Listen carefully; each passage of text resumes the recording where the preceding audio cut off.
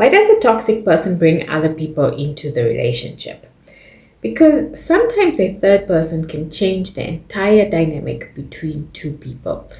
And that's what triangulation is really all about. It's not simply mentioning another person, it's using that person's presence to create a comparison, competition, insecurity, or a shift in attention. Imagine your partner keeps talking about someone at work. This person is funnier, more successful, more understanding. They just get them.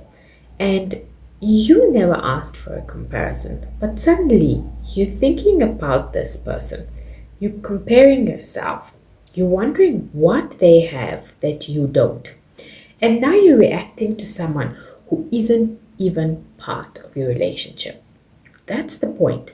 The third person has become part of the dynamic. They've changed how you see your position. Now there are three people in the psychological equation.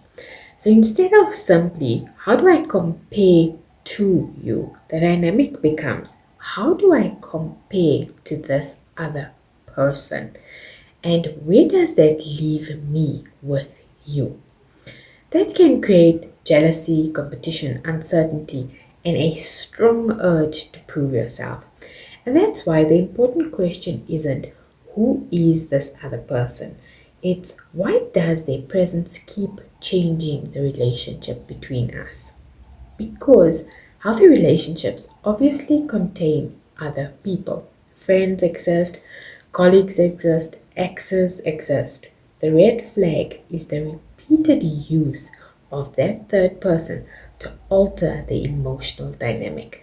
So, if every time they want attention, reassurance, or control, another person suddenly appears in the conversation, that's a pattern worth noticing.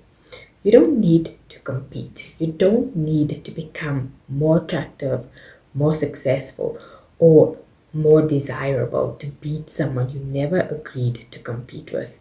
You can step back and ask, why am I being placed in this comparison at all? Because sometimes that third person isn't the real issue. The real issue is what their presence is doing in the relationship.